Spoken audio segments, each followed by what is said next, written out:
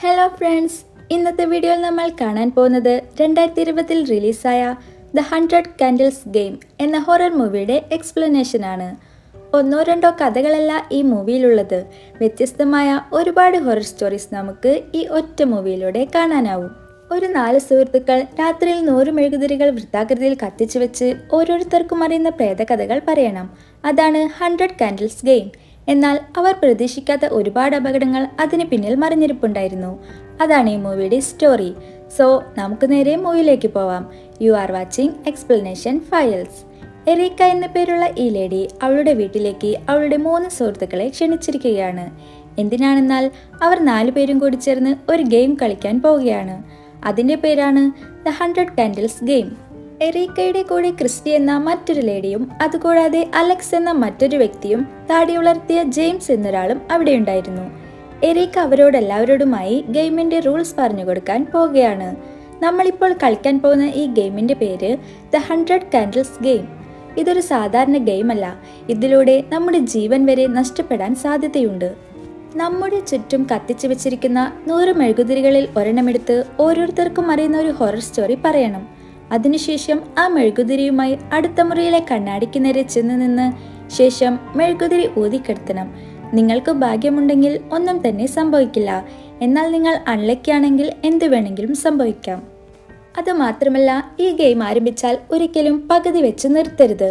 ഓരോരുത്തരായി മെഴുകുതിരികൾ എടുത്ത് ഇതുപോലെ ചെയ്തുകൊണ്ടിരിക്കണം. അങ്ങനെ ടോട്ടൽ 100 ഹൊറർ സ്റ്റോറീസ് പറയണം എന്നെല്ലാം അവിടെയുള്ളവർക്കായി പറഞ്ഞു മനസ്സിലാക്കി കൊടുക്കുകയാണ് എറീക്ക. എറീക്ക ഈ പറയുന്നതൊന്നും തന്നെ ബാക്കി 3 പേരും വിശ്വസിക്കുന്നില്ല. എന്തായാലും ഒരു അഡ്വഞ്ചർ ഗെയിം കളിക്കാമെന്ന മൂഡിൽ അവർ ഗെയിം കളിക്കാൻ ആരംഭിക്കുന്നു. ആദ്യമായി അലക്സ് തന്നെ ഒരു മെഴുകുതിരി എടുക്കുകയും അവനറിയാവുന്ന ഒരു ഹൊറർ സ്റ്റോറി പറയാൻ ആരംഭിക്കുകയും ചെയ്യുന്നു. അതൊരു കൊടൂര മന്ത്രവാദിനിയുടെ കഥയായിരുന്നു. വനത്തിനുള്ളിൽ നിന്നും എന്തിനെയോ കണ്ട് ഭയന്ന് ഓടി വരികയാണ് ഒരു പെൺകുട്ടി. ഈ പെൺകുട്ടിയുടെ പേരാണ് ആലിസ്. ഭയന്ന് ഓടിക്കൊണ്ടിരുന്ന ആലിസ് ഒരു വീടിന്റെ മുറ്റത്ത് സീസോയിൽ തനിച്ച് കളിച്ചു കൊണ്ടിരിക്കുന്ന ഒരു പെൺകുട്ടിയെ കാണുന്നു. ആ പെൺകുട്ടിയെ കാണാൻ തന്നെ വളരെ വിചിത്രമായിരുന്നു. എന്റെ കൂടെ കളിക്കാൻ കൂടുന്നു എന്ന് ആലിസിനോടായി ചോദിക്കുകയാണ് ആ പെൺകുട്ടി. ഭയന്നു പോയ ആലിസ് പതിയെ വന്ന് ആ പെൺകുട്ടിയോടൊപ്പം സീസോ കളിക്കാൻ ആരംഭിക്കുന്നു. എന്നാൽ ആ പെൺകുട്ടി ഒന്നും തന്നെ ആലിസിനോട് സംസാരിക്കുന്നുണ്ടായിരുന്നില്ല. അതുകൊണ്ട് ആലിസ് ആ കുട്ടിയോട് സംസാരിക്കാൻ ആരംഭിക്കുന്നു. ഞാൻ എന്തിനാണ് ഓടി വന്നതെന്ന് അറിയുമോ? വനത്തിനുള്ളിൽ ഒരു മന്ത്രവാദിനിയുണ്ട്. അവൾ ചെറിയ കുട്ടികളെ പിടിച്ച് ഭക്ഷിക്കും എന്ന് പറയുകയാണ് ആലിസ്. എന്നാൽ യാതൊരു ഭയവുമില്ലാതെ ഇരിക്കുകയാണ് ആ പെൺകുട്ടി. എന്തിനാണ് മന്ത്രവാദിനി ചെറിയ കുട്ടികളെ ഭക്ഷിക്കുന്നതെന്ന് ചോദിക്കുന്നു. എന്താണെന്നാൽ ചെറിയ കുട്ടികളെ കഴിക്കാൻ നല്ല രുചിയായിരിക്കും എന്ന് പറയുകയാണ് ആലിസ്. ഇതെല്ലാം കേട്ടിട്ടും ഒട്ടും ഭയമില്ലാതെ ഇരിക്കുകയാണ് ആ പെൺകുട്ടി. അങ്ങനെ അവർ സീസോ കളിച്ചു കൊണ്ടിരിക്കുന്നു. ഈ സമയം ആലിസ്, നിന്നോട് ഞാൻ വേറെ ഒരു കാര്യം ചോദിച്ചോട്ടെ എന്ന് പറയുമ്പോൾ ചോദിച്ചോളൂ എന്ന് ആ പെൺകുട്ടിയും മറുപടി പറയുന്നു. പെട്ടെന്ന് ആലിസ് ഒരു പ്രേതത്തെ പോലെ ആയി മാറുകയും നിന്നെ കഴിക്കാൻ എങ്ങനെയുണ്ടെന്ന് നോക്കട്ടെ എന്ന് പറഞ്ഞ് ആ പെൺകുട്ടിയുടെ ദേഹത്തേക്ക് ചാടുന്നു. എന്താണെന്നാൽ വനത്തിനുള്ളിലെ ആ ക്രൂര മന്ത്രവാദിനി ഈ ആലിസ് തന്നെയാണ്. പറന്നു വന്ന് ആ പെൺകുട്ടിയെ പിടിക്കാൻ നോക്കുന്നതും ദൂരെ നിന്നും ഒരാൾ ആലിസിനെ ഷൂട്ട് ചെയ്യുന്നു. അങ്ങനെ ആലിസ് മന്ത്രവാദിനി മരണപ്പെടുന്നു. ആ ഷൂട്ട് ചെയ്തത് ഈ പെൺകുട്ടിയുടെ അച്ഛനായിരുന്നു. നിങ്ങൾ എന്താണ് വൈകിയത് എന്ന് ചോദിക്കുമ്പോൾ ഞാൻ അത് യഥാർത്ഥ മന്ത്രവാദിനി തന്നെയാണോ എന്ന് കൺഫേം ചെയ്യാൻ വെയിറ്റ് ചെയ്തിരുന്നതാണ് എന്ന് പറയുകയാണ് അച്ഛൻ. അങ്ങനെ അവർ രണ്ടുപേരും മരിച്ചു കിടക്കുന്ന മന്ത്രവാദിനിയുടെ അടുത്തേക്ക് പോയി നോക്കുന്നു. ഈ മന്ത്രവാദിനിയെ കഴിക്കാൻ എന്ത് ടേസ്റ്റ് ആയിരിക്കുമെന്ന് പറയുകയാണ് ആ പെൺകുട്ടി. ഉടനെ അച്ഛൻ കത്തിയെടുത്ത് മന്ത്രവാദിനിയെ അറുത്തു ഭക്ഷിക്കാനായി നിൽക്കുന്നു. ആക്ച്വലി ഇവരും മനുഷ്യരെ ഭക്ഷിക്കുന്ന മൃഗങ്ങളെ പോലെയുള്ള ആളുകളാണ്. ഇപ്പോൾ ഈ മന്ത്രവാദിനിയെയും അവർ ഭക്ഷിക്കാൻ പോകുന്നു. ഇതാണ് ഗൈസ് എനിക്കറിയുന്ന ആദ്യത്തെ സ്റ്റോറി എന്ന് പറഞ്ഞ് അലക്സ് അടുത്ത മുറിയിലെ കണ്ണാടിയുടെ മുൻപിൽ പോയി നിൽക്കുന്നു. അവന്റെ കയ്യിലെ മെഴുകുതിരി ഊതിക്കെടുത്തുന്നു. എന്തെങ്കിലും സംഭവിക്കുന്നുണ്ടോ എന്നവൻ ശ്രദ്ധിക്കുന്നു. എന്നാൽ ഒരു കുഴപ്പവുമില്ല. അതുകൊണ്ട് തന്നെ റിലാക്സ് ആയി ആ മുറിയിൽ നിന്നും പോകുന്നു. ഇനി അടുത്തതായി മറ്റൊരാൾ സ്റ്റോറി പറയണം. അടുത്തതായി പറയാൻ പോകുന്നത് ക്രിസ്റ്റി എന്ന ഈ ലേഡിയാണ്.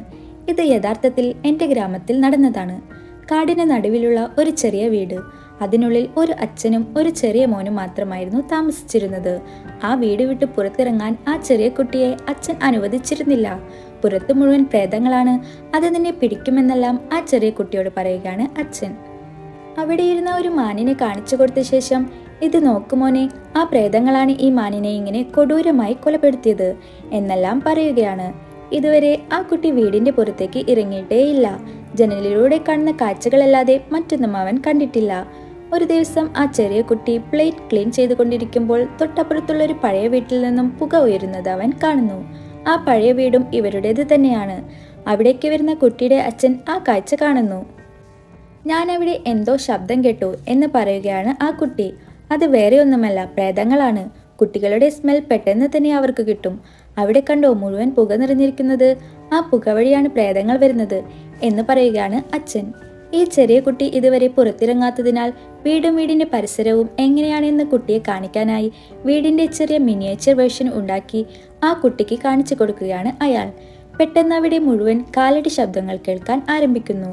അത് അവരാണ്, എന്തു വന്നാലും നീ പുറത്തിറങ്ങരുത് എന്ന് ആ കുട്ടിയോട് പറഞ്ഞ ശേഷം ഒരു ഗണ്ണെടുത്ത് അയാൾ പുറത്തേക്ക് പോകുന്നു. ആ ചെറിയ കുട്ടിക്കും പുറത്തേക്ക് പോകണമെന്നുണ്ട്. എന്നാൽ അത് അവന്റെ ജീവന് ആപത്താണ്.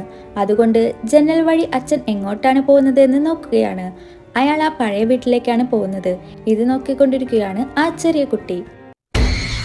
ജനലിൽ വന്ന് തട്ടുകയാണ് ഒരു രൂപം. ഇത് കണ്ടതും പേടിച്ചു പോയ ആ ചെറിയ കുട്ടി വേഗം തന്നെ ഓടിപ്പോയി വീട്ടിലെ പാനിക് റൂമിൽ ഒളിച്ചിരിക്കുന്നു. അടുത്ത ദിവസം സൂര്യൻ ഉദിക്കുന്നത് വരെ അവൻ അവിടെ തന്നെ ഇരിക്കുന്നു. അടുത്ത ദിവസം ആവുന്നു. ജനൽ വഴി അവൻ നോക്കുന്നുണ്ടെങ്കിലും അവിടെ എന്താണ് സംഭവിച്ചതെന്ന് അവന് മനസ്സിലാവുന്നില്ല. പുറത്തിറങ്ങിയാൽ മാത്രമേ എന്താണെന്ന് മനസ്സിലാക്കാനാവൂ. എന്നാൽ ചെറിയ കുട്ടികളുടെ സ്മെൽ പെട്ടെന്ന് തന്നെ ആ പ്രേതങ്ങൾക്ക് മനസ്സിലാവും. അതുകൊണ്ട് അച്ഛൻ്റെ മുഷിഞ്ഞ ഒരു സോക്സ് എടുത്ത് ആ കുട്ടി ദേഹം മുഴുവൻ തേക്കുന്നു. ശേഷം വാതിൽ തുറന്ന് പുറത്തേക്ക് നടക്കുകയാണ്. കുറച്ച് ദൂരത്തേക്ക് നടക്കുന്നതും അവിടെ അവൻ്റെ അച്ഛനെ കാണുന്നു. നീ ഇവിടെ എന്താണ് ചെയ്യുന്നത്? നിന്നോട് ഞാൻ വീട്ടിൽ തന്നെ ഇരിക്കാൻ പറഞ്ഞതല്ലേ എന്ന് പറയുകയാണ് അച്ഛൻ. ഈ സമയം അവരുടെ ചുറ്റുമുള്ള ചെടികൾക്കിടയിൽ നിന്നും എന്തോ വേഗത്തിൽ ഓടി വരുന്നത് കാണുന്നു. അവരെത്തി, വേഗം വീട്ടിലേക്ക് പോവാം എന്ന് പറഞ്ഞ് അവർ രണ്ടുപേരും വീട്ടിലേക്ക് ഓടുന്നു. അവിടെ എത്തിയതും കുട്ടിയോട് പാനിക് റൂമിൽ കയറിയിരിക്കാൻ പറയുന്നു. അവിടെ ഇരിക്കുന്ന ആ ചെറിയ കുട്ടി പുറത്ത് ഒരുപാട് ശബ്ദങ്ങൾ കേൾക്കുന്നു. ഈ സമയം കീ ഹോളിലൂടെ അച്ഛനെ നോക്കുകയാണ് ആ കുട്ടി. അച്ഛൻ ഭയങ്കര ടെൻഷനിലായിരുന്നു. പെട്ടെന്ന് കയ്യിലെ തോക്കെടുത്ത് സ്വയം വെടിവെച്ച് മരിക്കുകയാണ് അയാൾ. ഇത് കണ്ടതും പാനിക് റൂം തുറന്ന് ആ കുട്ടി പുറത്തേക്ക് വരുന്നു. പെട്ടെന്ന് വീടിന്റെ ഡോർ തകർത്ത് ആ പുക വീടിനുള്ളിൽ പരക്കാൻ ആരംഭിക്കുകയാണ്. ഈ കുട്ടിയുടെ അടുത്തേക്കാണ് ആ പുക വരുന്നത്. അവിടെയുള്ള ജനലുകളെല്ലാം ഈ സമയം തകർന്നു പോകുന്നു. ഇതെല്ലാം കണ്ട് പേടിച്ചുപോയ ആ കുട്ടി ഓടി രക്ഷപ്പെടാൻ നോക്കുന്നു. എന്നാൽ ഇവിടെയാണ് ഒരു ട്വിസ്റ്റ് പുറത്തു വരുന്നത്. ആ വന്നിരിക്കുന്നതെല്ലാം പോലീസായിരുന്നു. ആ കുട്ടിയെ എടുത്ത് അവർ പുറത്തേക്ക് വരുന്നു. പേടിക്കേണ്ട മോനെ, നിനക്കൊരു കുഴപ്പവുമില്ല എന്ന് പറഞ്ഞ് അവനെ സമാധാനിപ്പിക്കുന്നു. അവിടെ പോലീസിന്റെ കൂടെ ഒരു ലേഡിയും ഉണ്ടായിരുന്നു. മുഖത്തെല്ലാം ഒരുപാട് മുറിപ്പാടുകളായാണ് അവർ അവിടെ നിൽക്കുന്നത്. കൂടെ ആ ലേഡിയുടെ ഹസ്ബൻഡും ഉണ്ടായിരുന്നു. ആ കുട്ടിയെ കണ്ടതും അയാൾ അടുത്തേക്ക് വന്ന് ഞാനാണ് നിന്റെ യഥാർത്ഥ അച്ഛനെന്ന് പറയുകയാണ്. എന്താണെന്നാൽ നമ്മൾ അച്ഛനെന്ന് കരുതിയിരുന്ന ഇയാൾ ശരിക്കും ഒരു സൈക്കോ ആണ്. ഒരു ലേഡിയെയും അവരുടെ മകനെയും തട്ടിക്കൊണ്ടുവന്ന് അവരെ ആ പഴയ വീട്ടിൽ പൂട്ടിയിടുകയും ചെറിയ കുട്ടിയെ അയാളുടെ മകനായി വളർത്തിക്കൊണ്ടുവരികയുമായിരുന്നു അയാൾ. ഇവരെ പോലീസ് അന്വേഷിച്ചു കൊണ്ടിരിക്കുകയായിരുന്നു. അങ്ങനെ ഒരു ദിവസം ഈ ലേഡി എങ്ങനെയൊക്കെയോ അവിടെ നിന്നും രക്ഷപ്പെട്ടോടുന്നു. അങ്ങനെ ഓടി വരുമ്പോഴാണ് ജനലിൽ ആ രൂപത്തെ കുട്ടി കാണുന്നത്. അങ്ങനെ അവിടെ നിന്നും രക്ഷപ്പെട്ട ആ ലേഡി പോലീസിന് വിവരം അറിയിക്കുന്നു. അങ്ങനെ ആ കുട്ടിയെ രക്ഷപ്പെടുത്തുന്നു. ഇതോടെ കഥ അവസാനിച്ചു എന്ന് പറഞ്ഞ ശേഷം ക്രിസ്റ്റി എണീറ്റ് അടുത്ത മുറിയിലേക്ക് പോകുന്നു. അവിടെ എത്തിയ അവൾ കണ്ണാടിയുടെ മുൻപിൽ നിൽക്കുന്നു. എന്നാൽ മെഴുകുതിരി അണയ്ക്കാതെ ഇതെല്ലാം വെറും തമാശയാണെന്ന് പറഞ്ഞ് ചിരിക്കുന്നു. മെഴുകുതിരി താഴെ വെച്ച് അവൾ തിരിഞ്ഞു നോക്കുന്നതും അവളുടെ മുഖം മുഴുവൻ രക്തമായിരിക്കുന്നത് കാണുന്നു. രക്തം കൊണ്ട് തന്നെ അവളുടെ നെറ്റിയിൽ എന്തോ എഴുതി വെച്ചിരിക്കുന്നു. പേടിച്ചു പോയ ക്രിസ്റ്റി അത് തുടച്ചു കളയാൻ ശ്രമിക്കുന്നുണ്ടെങ്കിലും സാധിക്കുന്നില്ല. അവളുടെ നിലവിളി കേട്ട് അങ്ങോട്ട് ഓടി വരികയാണ് മറ്റു 3 പേർ. ക്രിസ്റ്റി, നിനക്ക് എന്ത് പറ്റി? എൻ്റെ മുഖം നോക്ക്, എനിക്കത് തുടച്ചു കളയാൻ സാധിക്കുന്നില്ല. നിന്റെ മുഖത്ത് ഒന്നും കാണാൻ സാധിക്കുന്നില്ലല്ലോ, തിരിഞ്ഞു നോക്കൂ എന്ന് പറയുന്നതും ക്രിസ്റ്റി കണ്ണാടിയിലേക്ക് നോക്കുന്നു. എന്നാൽ അവളുടെ മുഖത്ത് ഒന്നും തന്നെ കാണാൻ സാധിക്കുന്നില്ല. ക്രിസ്റ്റി, ഞാൻ പറഞ്ഞില്ലേ ഇത് വെറും തമാശയല്ല, ആദ്യമേ മെഴുകുതിരി ഊതിക്കെടുത്ത് എന്ന് പറയുകയാണ് എറീക്ക. ക്രിസ്റ്റി അതെടുത്ത് ഊതി അണയ്ക്കുന്നു. വീണ്ടും അവർ 4 പേരും ആ വൃത്തത്തിനുള്ളിലേക്ക് പോയി ഇരിക്കുന്നു. അടുത്തതായി കഥ പറയാൻ പോകുന്നത് ജെയിംസ് ആണ്. ശരീരത്തിന് ഒട്ടും വയ്യാത്ത വൃദ്ധയായ ഒരു മുത്തശ്ശി അവരുടെ വീട്ടിൽ തനിച്ച് ജീവിക്കുകയാണ്. എന്നാൽ ഈ സമയം അവിടേക്ക് വരികയാണ് കണ്ണെല്ലാം കറുപ്പ് നിറത്തിലുള്ള ഒരു ചെറിയ ആൺകുട്ടിയുടെ ആത്മാവ്. ആ കുട്ടി വയ്യാതെ കിടക്കുന്ന ആ മുത്തശ്ശിയെ ഉപദ്രവിക്കുകയും എണീറ്റ് നടക്കാൻ പോലും കഴിയാത്ത ആ മുത്തശ്ശിയുടെ കൂടെ ഹൈഡ് ആൻഡ് സീക്ക് ഗെയിം കളിക്കുകയും ചെയ്യുന്നു. അങ്ങനെ ഒരു ഘട്ടത്തിൽ ആ മുത്തശ്ശിയെ തന്നെ കൊലപ്പെടുത്തി ആ ശവം അവിടെ നിന്നും എടുത്തുകൊണ്ടു പോവുകയാണ് ആ ആത്മാവ് എന്ന് പറഞ്ഞ് കഥ അവസാനിപ്പിക്കുന്നു. ശേഷം മെഴുകുതിരിയുമായി കണ്ണാടിയുടെ മുൻപിൽ പോയി നിൽക്കുകയും അത് ഊതി അണയ്ക്കുകയും ചെയ്യുന്നു. പെട്ടെന്ന് അവിടെ ഒരു ശബ്ദം കേൾക്കുന്ന ജെയിംസ് തിരിഞ്ഞു നോക്കുമ്പോൾ ഒരു ചെറിയ ബോക്സ് കാണുന്നു. അത് തുറന്നു നോക്കുമ്പോൾ അതിനുള്ളിൽ ഒരു എഴുത്താണ് കാണുന്നത്. ഇവിടെ നിന്നും എത്രയും വേഗം പോവൂ, അല്ലെങ്കിൽ നിങ്ങളെ കൊന്നുകളയും എന്ന് രക്തം കൊണ്ട് എഴുതിയതാണ് ജെയിംസ് കാണുന്നത്. ഈ നടന്ന കാര്യങ്ങളെല്ലാം തന്നെ മറ്റുള്ളവരോടായി പറയുകയാണ് ജെയിംസ്. ഈ സമയത്താണ് അത് വെറുമൊരു ഗെയിമല്ല, മറ്റെന്തോ ആണെന്ന് അവർക്ക് മനസ്സിലാകുന്നത്. ഈ സമയം എറീക്ക, നമ്മൾ ഈ ഗെയിം പകുതി വെച്ച് നിർത്തരുത്, അത് അപകടമാണ്. അലക്സ്, അടുത്തത് നീയാണ് കഥ പറയേണ്ടതെന്ന് പറയുന്നു. അങ്ങനെ അലക്സ് അവൻ സ്കൂൾ ടൈമിൽ കേട്ട ഒരു കഥ പറയാൻ ആരംഭിക്കുന്നു. ഒരു അമ്മ അവരുടെ വീട്ടിൽ ഉറങ്ങിക്കൊണ്ടിരിക്കുകയാണ്. അവർക്ക് 2 പെൺകുട്ടികളാണുള്ളത്. ഭർത്താവ് വീട്ടിലില്ല. ആ 2 മക്കളും അമ്മയും മാത്രമാണ് അവിടെയുള്ളത്. പെട്ടെന്ന് അവരുടെ ബെഡിൽ ഒരു നനവ് അനുഭവപ്പെടുമ്പോൾ അവൾ എണീക്കുന്നു. ജിൽ, നീ വീണ്ടും ബെഡിൽ മൂത്രമൊഴിച്ചല്ലേ എന്ന് പറഞ്ഞ് എണീറ്റ് നോക്കുമ്പോൾ അവരുടെ മകളെ ആരോ കഴുത്തറുത്ത് കൊലപ്പെടുത്തിയിരിക്കുന്നതാണ് കാണുന്നത്. ജിൽ, നിനക്ക് എന്താണ് പറ്റിയത് എന്ന് പറഞ്ഞ് കരഞ്ഞുകൊണ്ടിരിക്കുകയാണ് ആ അമ്മ. പെട്ടെന്ന് രണ്ടാമത്തെ മകളുടെ ശബ്ദം അമ്മ കേൾക്കുന്നു. എന്താണ് സംഭവിക്കുന്നതെന്ന് അറിയാതെ അവിടെയുണ്ടായിരുന്ന കത്തിയെടുത്ത് രണ്ടാമത്തെ മകളുടെ റൂമിലേക്ക് പോവുകയാണ് അവർ. പോകുന്ന വഴിയെല്ലാം ആരോ കത്തി വെച്ച് കുത്തി വരച്ചതിന്റെ പാടെല്ലാം കാണുന്നുണ്ട്. അങ്ങനെ മകളുടെ മുറിയിലേക്ക് കയറുമ്പോൾ ആ കുട്ടി അവിടെ ഉറങ്ങിക്കൊണ്ടിരിക്കുകയായിരുന്നു. ഇത് കണ്ടപ്പോഴാണ് അവർക്ക് സമാധാനമായത്. കത്തി പതിയെ താഴെ വെച്ച് തിരിയുന്നതും ആ മുറിയിൽ ഒരു മോൺസ്റ്റർ നിൽക്കുന്നതാണ് അവർ കാണുന്നത്. അതിന്റെ വായിൽ നിന്നും തീപ്പൊരികൾ വരുന്നുണ്ടായിരുന്നു. അമ്മ പെട്ടെന്ന് തന്നെ ഉറങ്ങിക്കൊണ്ടിരിക്കുന്ന ആ കുട്ടിയെ വിളിക്കുമ്പോൾ ആ ശബ്ദം കേട്ട് മോൺസ്റ്റർ അവരുടെ അടുത്തേക്ക് വരുന്നു. അതിന് കാഴ്ചയില്ലായിരുന്നു, ശബ്ദം കേട്ടാണ് അത് വരുന്നത്. ഇത് മനസ്സിലാക്കിയ അമ്മ ശബ്ദമുണ്ടാക്കാതെ നിൽക്കുകയാണ്. എന്നാൽ പെട്ടെന്ന് ഉറങ്ങിക്കൊണ്ടിരിക്കുന്ന ആ കുട്ടി ശബ്ദമുണ്ടാക്കുന്നു. ഇത് കേട്ടതും ആ മോൺസ്റ്റർ ആ കുട്ടിയെ കൊലപ്പെടുത്താനായി പോകുന്നു. അവിടെയുള്ള കത്തിയെടുത്ത് മോൺസ്റ്ററിനെ കൊലപ്പെടുത്താൻ പോകുകയാണ് അമ്മ. എന്നാൽ ആ അമ്മ കുത്തിക്കീറിയത് വെറും ബെഡ് മാത്രമായിരുന്നു. അവിടെ ആരും തന്നെ ഉണ്ടായിരുന്നില്ല. അവരുടെ മകൾ തൊട്ടുപിറകിൽ തന്നെ നിൽക്കുന്നുണ്ടായിരുന്നു. അമ്മ, നിങ്ങൾക്ക് എന്ത് പറ്റിയെന്ന് ചോദിക്കുകയാണ് ആ കുട്ടി. എന്നാൽ അവർ ദേഷ്യത്തോടെയാണ് അവിടെ നിൽക്കുന്നത്. ആ കുട്ടിയെ കണ്ടതും കത്തിയെടുത്ത് ആക്രമിക്കാനായി പോകുന്നു. ഇത് കണ്ടതും ആ കുട്ടി ഓടിപ്പോയി അവിടെയുള്ള ബാത്റൂമിൽ കയറി ഒളിച്ചിരിക്കുന്നു. കത്തിയുമായി അവിടെ എത്തിയ ആ അമ്മ വാതിൽ കുത്തിപ്പൊളിക്കാൻ നോക്കുകയാണ്. ഞാൻ നിന്റെ അമ്മയാണ്, മര്യാദയ്ക്ക് പുറത്തേക്ക് വാ എന്ന് പറഞ്ഞ് അലറുകയാണ് അവർ. ആ പെൺകുട്ടിക്ക് എന്താണ് ചെയ്യേണ്ടതെന്ന് മനസ്സിലാവുന്നില്ല. ഡോറിൽ കത്തിവെച്ചുണ്ടാക്കിയ ഹോളിലൂടെ നോക്കുന്ന അമ്മയ്ക്ക് ബാത്റൂമിൽ ആ മോൺസ്റ്റർ ഉള്ളതായി തോന്നുകയാണ്. ഉടനെ ഡോർ ചവിട്ടി തുറന്ന ശേഷം ആ മോൺസ്റ്ററിനെ കുത്തി കൊല്ലുന്നു. എന്നാൽ യഥാർത്ഥത്തിൽ അവൾ കൊന്നത് അവളുടെ മകളെ തന്നെയായിരുന്നു. ഇവിടെയാണ് ഒരു ട്വിസ്റ്റ് നമുക്ക് മനസ്സിലാവുന്നത്. എന്താണെന്നാൽ അവരുടെ 2 മക്കളെയും കൊലപ്പെടുത്തിയത് ആ അമ്മ തന്നെയാണ്. കുറച്ചാളുകൾ പറയുന്നത് എന്താണെന്നാൽ അവർക്ക് ചില മെന്റൽ പ്രോബ്ലംസ് ഉള്ളത് കൊണ്ടാണ് അവർ 2 മക്കളെയും കൊന്നുകളഞ്ഞത് എന്നാണ്. എന്നാൽ മറ്റു ചിലർ പറയുന്നത് ശരിക്കും അത്തരത്തിൽ ഒരു മോൺസ്റ്റർ ഉണ്ട്, അത് നമ്മുടെ മൈൻഡ് കൺട്രോൾ ചെയ്ത് മക്കളെ കൊലപ്പെടുത്തും എന്നാണ്. സത്യം എന്താണെന്ന് ഇന്നും ആർക്കും അറിയില്ല. അങ്ങനെ അലക്സും സ്റ്റോറി പറഞ്ഞ് നിർത്തുന്നു. ഇങ്ങനെ ഓരോരുത്തരായി കഥകൾ പറഞ്ഞുകൊണ്ടിരിക്കുകയാണ്. ക്രിസ്റ്റി അവളുടെ ഒരു കഥ പറഞ്ഞ ശേഷം മെഴുകുതിരി അണയ്ക്കാനായി അടുത്ത മുറിയിൽ പോകുമ്പോൾ തൊട്ടടുത്തുള്ള ചെയറിൽ ഒരു വയസ്സായ മുത്തശ്ശിരിക്കുന്നത് കാണുന്നു. അവരുടെ മുഖത്തെയും കയ്യിലെയും പകുതി ദശയെല്ലാം എന്തോ ജീവി ഭക്ഷിച്ച പോലെയായിരുന്നു ഉണ്ടായിരുന്നത്. അവർ ഒരു പൂച്ചയെ തലോടിക്കൊണ്ട് ആ ചെയറിൽ ഇരിക്കുകയാണ്. അത് കണ്ടതും ക്രിസ്റ്റി ഒച്ച വെക്കുകയും ബാക്കിയുള്ളവർ അങ്ങോട്ട് വരികയും ചെയ്യുന്നു. ഇനിയും എനിക്ക് ഈ ഗെയിം തുടരാനാവില്ല, എൻ്റെ കണ്ണിൽ ഞാൻ എന്തൊക്കെയോ വ്യത്യാസമായി കാണുന്നുണ്ട് എന്ന് പറയുകയാണ് ക്രിസ്റ്റി. ക്രിസ്റ്റി, നമ്മളിത് കളിച്ച് പൂർത്തിയാക്കിയേ മതിയാവൂ, എത്രയും വേഗം മെഴുകുതിരി അണയ്ക്കൂ എന്ന് പറയുകയാണ്. അങ്ങനെ ക്രിസ്റ്റിയും മെഴുകുതിരി ഊതി കെടുത്തുന്നു. വീണ്ടും അവരെല്ലാം വൃത്തത്തിനുള്ളിലേക്ക് തന്നെ പോയിരുന്ന് ശേഷം ഗെയിം സ്റ്റാർട്ട് ചെയ്യുന്നു. അടുത്തതായി ജെയിംസ് ആണ് കഥ പറയാനായി പോകുന്നത്. നട്ടാഷ എന്നു പേരുള്ള ഒരു പെൺകുട്ടി ഉറക്കത്തിൽ നിന്നും ഉണരുന്നു. എന്നാൽ അവൾ ഒരു ശവപ്പെട്ടിക്കുള്ളിലാണ് കിടക്കുന്നതെന്ന് അവൾക്ക് മനസ്സിലാവുന്നു. എങ്ങനെയാണ് അതിനുള്ളിൽ വന്നതെന്ന് അവൾക്ക് മനസ്സിലാവുന്നില്ല. ആരെങ്കിലും അടുത്തുണ്ടോ, എന്നെ രക്ഷിക്കൂ എന്നെല്ലാം പറഞ്ഞ് അവൾ നിലവിളിക്കുന്നുണ്ട്. എന്നാൽ ആരും തന്നെ അത് കേൾക്കുന്നില്ല. പെട്ടെന്ന് ശവപ്പെട്ടിക്കുള്ളിൽ നിന്നും അവൾക്കൊരു മൊബൈൽ ലഭിക്കുന്നു. അതുപയോഗിച്ച് കോൾ ചെയ്യാൻ ശ്രമിക്കുന്നു. എന്നാൽ അതിൽ അവളുടെ സുഹൃത്തായ നീന എന്ന ലേഡിയുടെ നമ്പർ മാത്രമേ ഉണ്ടായിരുന്നുള്ളൂ. പെട്ടെന്ന് തന്നെ അവൾക്ക് വാട്സപ്പിൽ മെസ്സേജ് അയക്കുന്നു. നീന, ഇത് ഞാനാണ് നട്ടാഷ. ഞാൻ എങ്ങനെയോ ഒരു ശവപ്പെട്ടിക്കുള്ളിൽ അകപ്പെട്ടിരിക്കുകയാണ്. പെട്ടെന്ന് വന്ന് എന്നെ രക്ഷിക്കണം എന്ന് വോയിസ് മെസ്സേജിലൂടെ പറയുകയാണ്. അതുകൂടാതെ ഒരുപാട് ടെക്സ്റ്റ് മെസ്സേജും അയക്കുന്നു. അങ്ങനെ ഒരു വഴി നീന അത് കാണുന്നു. അവൾ ടൈപ്പ് ചെയ്യാൻ ആരംഭിക്കുന്നു. എന്താണെന്നാൽ, ഹലോ, ഇതാരാണ്? എന്തിനാണ് പ്രാങ്ക് ചെയ്യുന്നത്? ഞാൻ പോലീസിനെ കോണ്ടാക്ട് ചെയ്യും എന്നെല്ലാം പറയുകയാണ് നീന. ഇത് കേട്ടതും നട്ടാഷ വീണ്ടും വോയിസ് മെസ്സേജ് അയക്കുകയാണ്.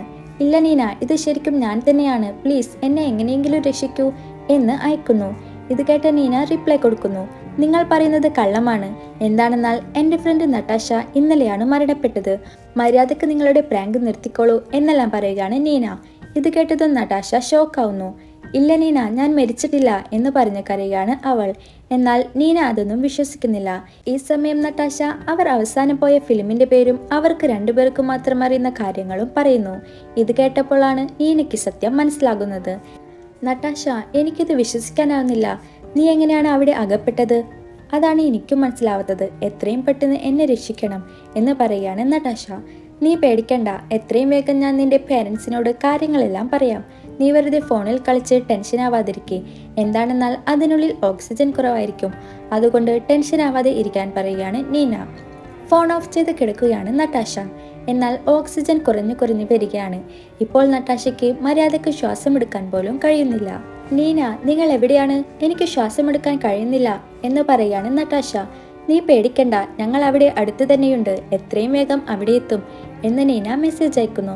പെട്ടെന്ന് നീനയിൽ നിന്നും മറ്റൊരു വോയിസ് മെസ്സേജ് വരുന്നു. പ്ലേ ചെയ്ത് നോക്കിയതും അതിൽ നീന ചിരിക്കുന്നത് പോലെയാണ് കേൾക്കുന്നത്.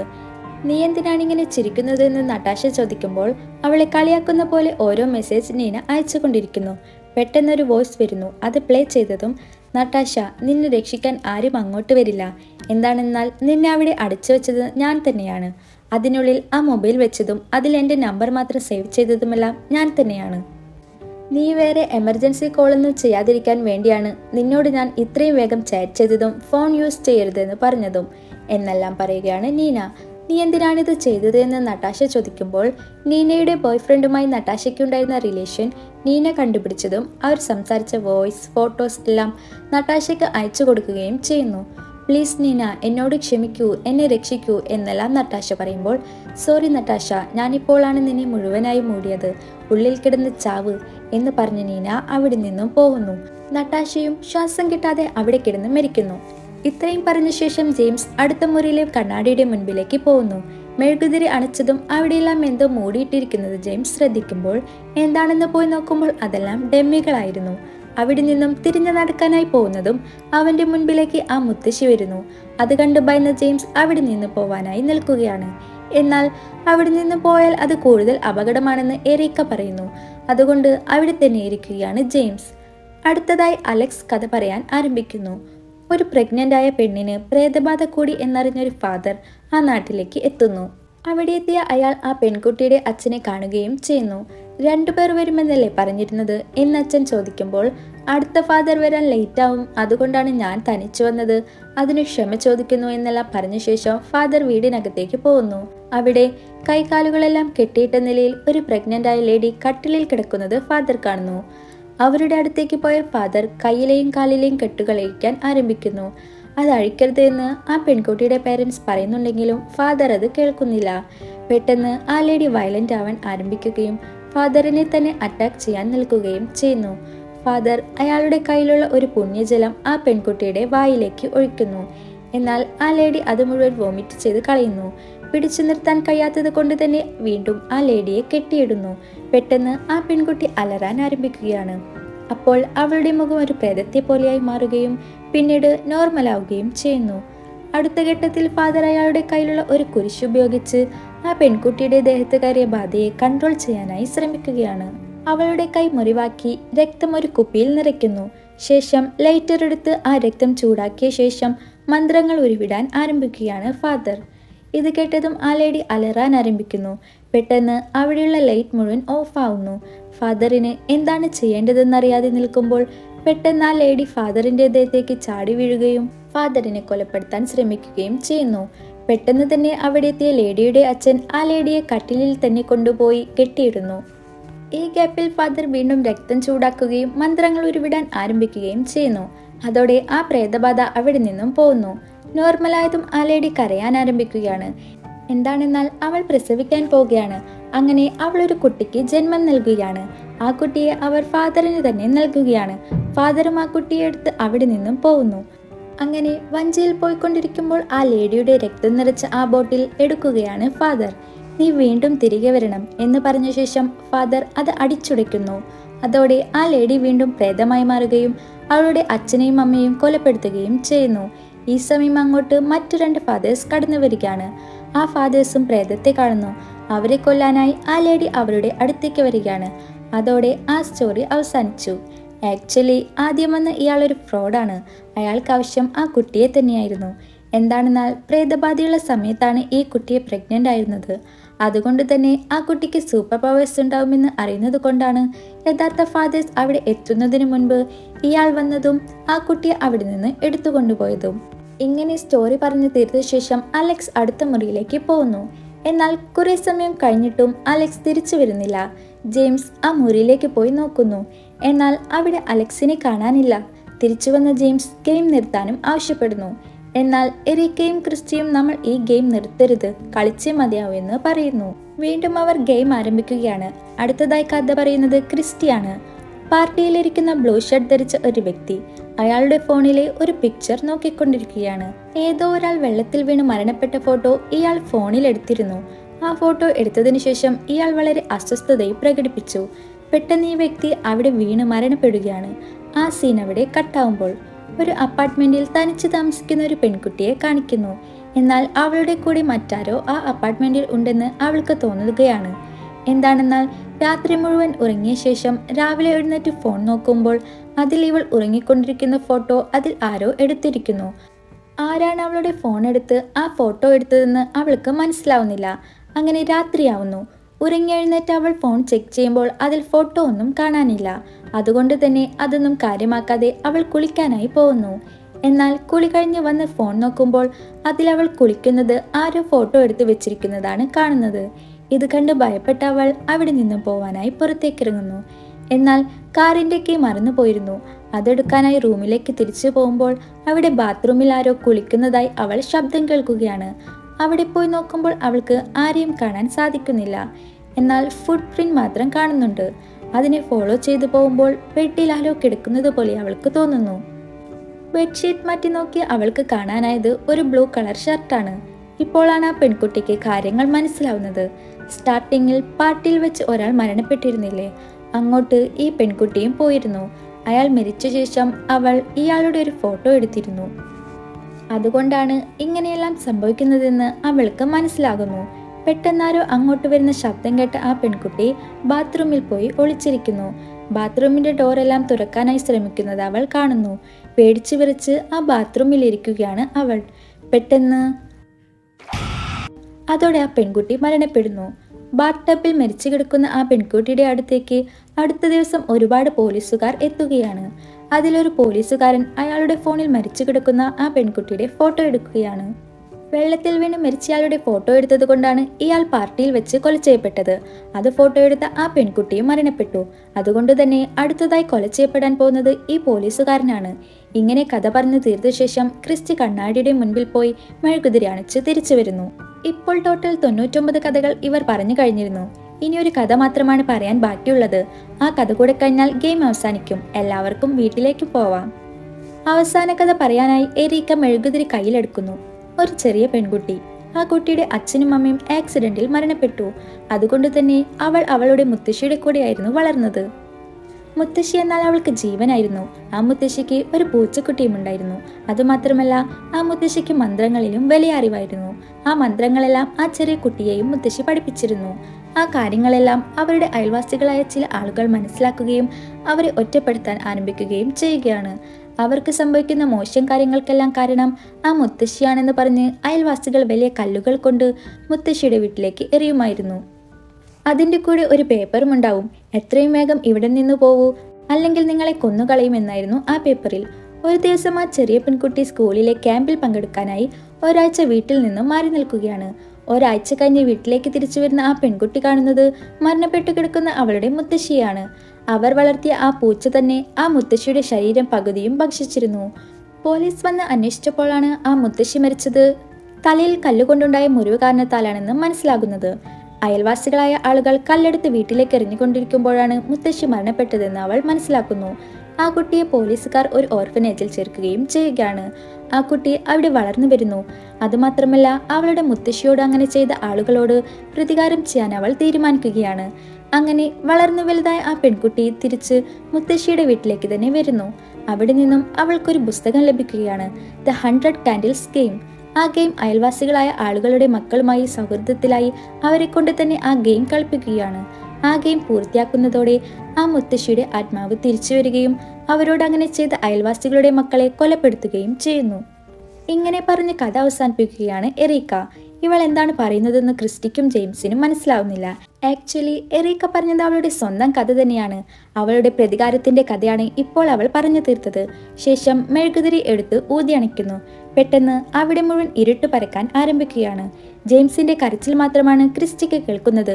ഒരു മെഴുകുതിരി എടുത്ത് അവൾ അവിടെ നിന്നും പുറത്ത് കടക്കാൻ ശ്രമിക്കുകയാണ്. പെട്ടെന്ന് അവളുടെ മുൻപിലേക്ക് ആ മുത്തശ്ശി വന്ന് നിൽക്കുന്നു. ക്രിസ്റ്റി പേടിച്ച് കരയുകയും ചെയ്യുന്നു. ഈ സീൻ കാണിച്ചുകൊണ്ട് ദ 100 കാൻഡിൽസ് ഗെയിം എന്ന മൂവി അവസാനിക്കുന്നു. മൂവി എങ്ങനെയുണ്ടായിരുന്നു ഫ്രണ്ട്സ്? ഇതിൽ നിങ്ങൾക്ക് ഇഷ്ടമായത് ഏത് സ്റ്റോറിയാണ്? അത് കമന്റ് ചെയ്യാൻ മറക്കല്ലേ. ഇനിയും ഇതുപോലുള്ള വീഡിയോസ് കാണാനായി എക്സ്പ്ലനേഷൻ ഫയൽസ് സബ്സ്ക്രൈബ് ചെയ്യൂ. Bye bye.